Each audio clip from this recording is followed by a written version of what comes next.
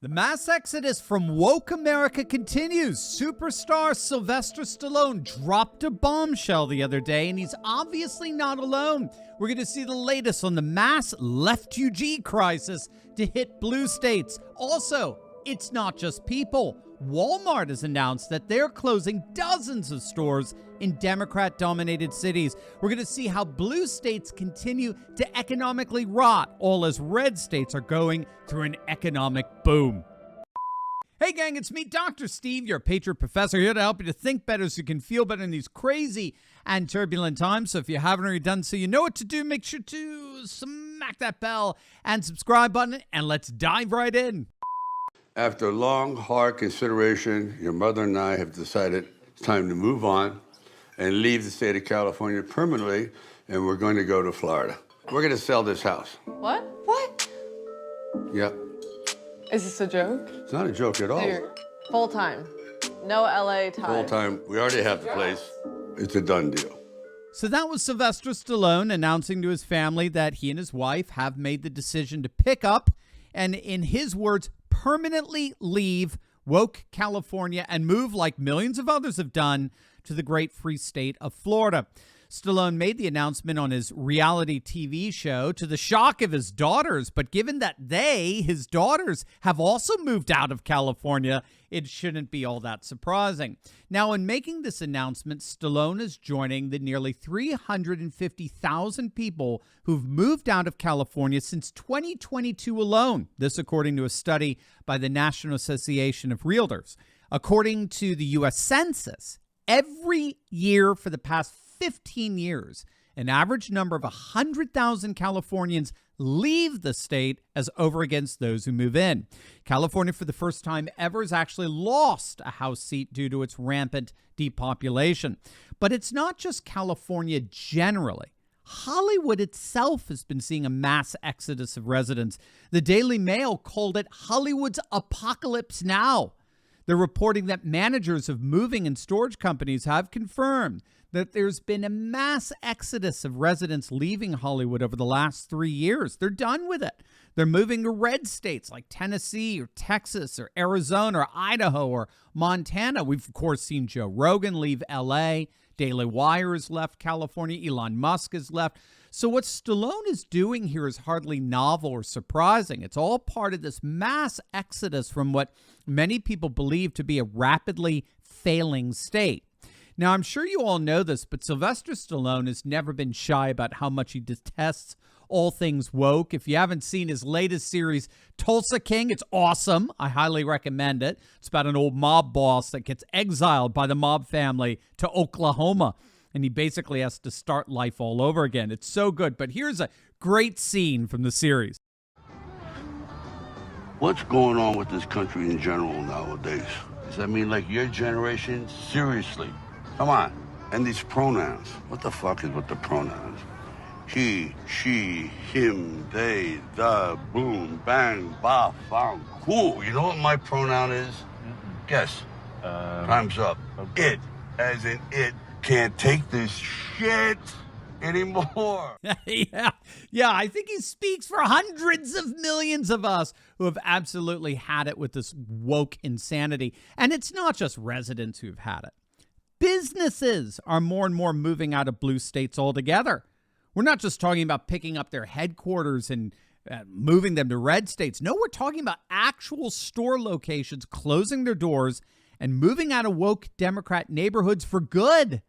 They're not coming back. Wait until you see the latest on this. But first, gang, let me ask you, what could you do if you had the same insider trading information that Nancy Pelosi has?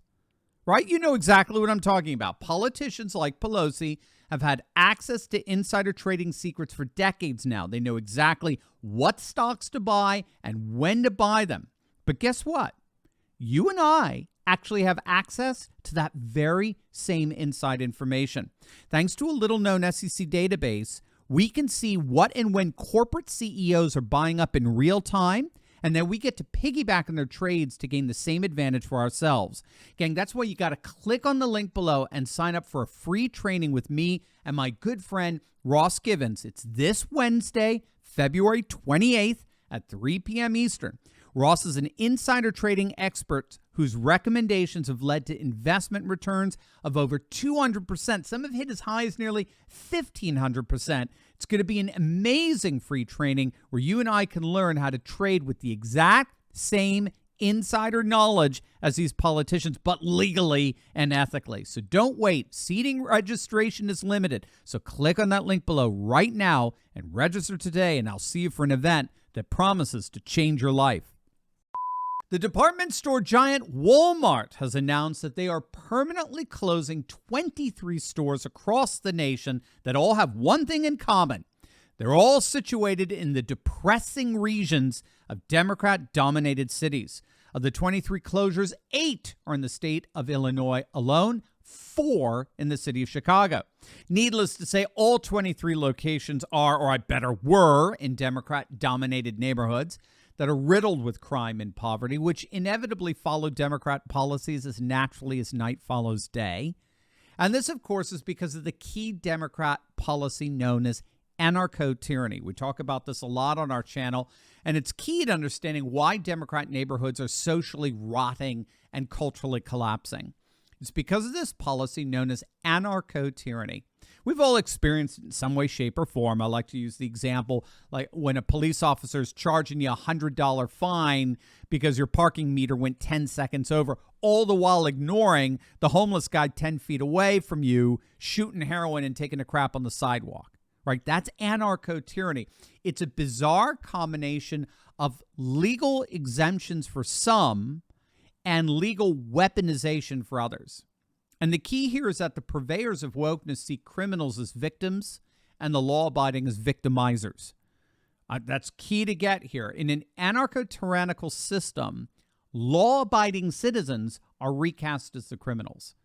And that's because they purportedly perpetuate a political, economic, and legal system infested with racist and bigoted policies. And so criminality, when it's actually practiced by this new class of victims, criminality is now a cry for help. Crime is a cry.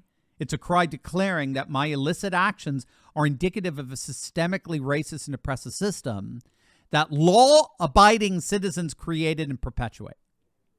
That, in a nutshell, is anarcho-tyranny, and it's literally destroying our nation's cities, where businesses like Walmart are openly saying, we simply can't conceivably function in such an insanely dysfunctional society.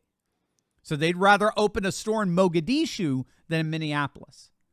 And so this is why both residents and retail are all moving out of blue states and into red states, where at least the wokeness is capped. It's controlled by an overall conservative culture. So all of this is to say that the future is indeed red. Red states are rising, all as blue states are imploding. And it's wonderful to see that we now have Rocky himself on our side.